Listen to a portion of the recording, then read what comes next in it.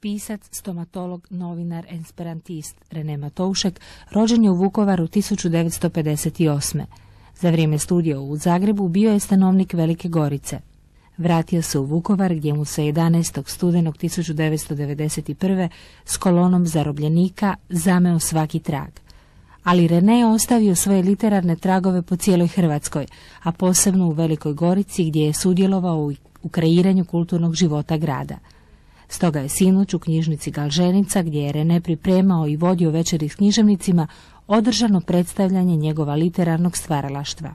Psić iz Šapudla nevoljko krenuo na vakcinaciju. Led na Dunavu. Promrzli dječak, peca u Zimskoj luci. Starac na klupi ispred Radničkog doma čita novine. Svi mi koji smo ovdje poznajemo na neki način našeg Renea i čekamo ga.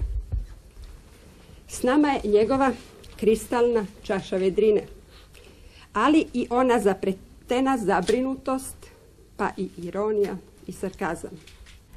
Uz brojne neobjavljene i po časopisima razasute radove objavio je zbirke pjesama Jaka veza, Žegar, Odžaci, Tadamov pupak i druge priče.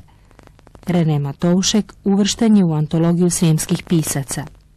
Sakupljanjem njegovih neobjavljenih radova bavi se gospođa Vera Brigljević, a u večeri nazvanoj Naš Rene sudjelovali su dramski umjetnici Kruno Šarić i Žarko Potočnjak, Željko Horvačić te poznata hrvatska esperantistica Spomenka Štimec.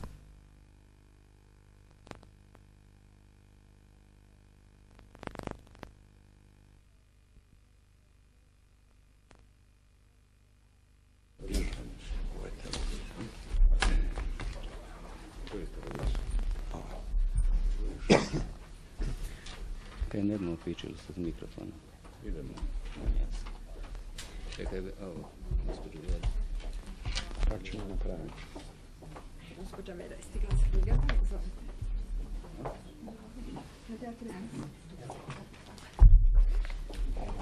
Na 3 kućice.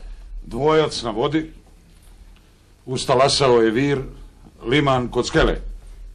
Prsten od Vuke. More i klizalište djeci sa Lušca. Dunavac ljeti, ribar prevlači čamac preko kamena. Pljus u Dunav. Obaca male ade, gubi kupača. Borovsko jutro. Biciklima kroz maglu rastjeruju san. Sirena u 2. Mlada radnica žurno zatvara torbu. Borovski dimnjak okružile su vrane. Još crnji je dan. Šešir na polje odložio Slavonac. Daljska planina. Kraj aerodroma, crven pred košavom, ciganski šator. Psić iz Šapudla nevoljko krenuo na vakcinaciju. Led na Dunavu. Promrzli dječak, peca u Zimskoj luci. Starac na klupi ispred Radničkog doma čita novine. Bio je to haiku uz Dunav i Vuku. Dobro večer, dobro nam došli.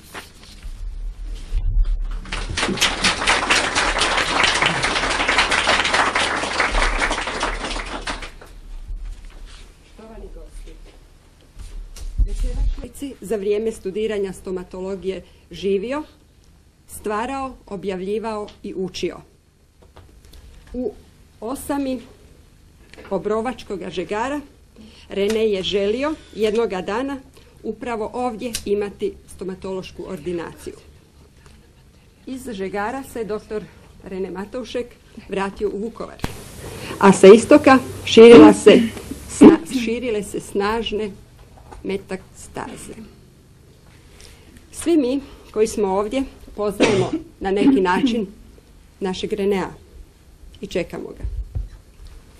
S nama je njegova kristalna čaša vedrine, ali i ona zapretena zabrinutost, pa i ironija i sarkazam. Večerašnji naši gosti približit će nam Reneove literarne i novinarske zapise. Esperantskih relacija i prijateljskih govorit će nam poznata hrvatska esperantistica Spomenka Štimac, neko ujna Reneova.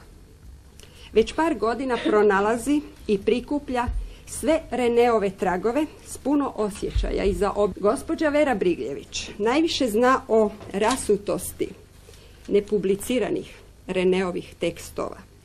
Prati pomno i većinu radova objavljenih u raznim časopisima. Večerašnji program, naš Rene, nastao je kao rezultat moje suradnje s gospođom Verom s jedinim ciljem: približiti Reneov literarni i novinarski opus širem krugu čitatelja. Rene je bio ovdje naš česti gost. Za omladinu ključ. Sjećam se, predstavljao je književnike vrlo ozbiljno se pura, a što prigodničarsko i efemernoga značenja. Bilo je teško pripravljati ovaj večerašnji naš susret. Imala sam stalno sve ima i kako ona dolazi do materijala o kojem sam ja sada govorila. Poštovani prijatelji, dao mi Reneove radove i rekao je da ću to brižljivo čuvati. Kao što vidite, ja to čuvam. Surađujemo već dosta dugo godina. Zatim, gospođu Peršić, suprugu od, kako Rene kaže, Pjera, svog prijatelja, koja mi je poklonila prasce, također i pjesme, također i jednu priču, Imitator. Prekrasna priča. Zatim bi zahvalila i gospođi Jasni Vuga, koja mi je dala Reneove originalne rukopise, jer Rene je svuda poklanjao srećom po cijeloj Hrvatskoj. Svi mi sada donosete tekstove i tako da njegov materijal skupljamo. To nije niti jedna možda, nijedan dijelić toga koliko je Rene skupio. To su i oni dali u priredbi ove večeri, ali prije svega htjela bih vas pozdraviti u ime majke našeg Renea, Božice rođene Brigljević, ovdje iz Velike Gorice.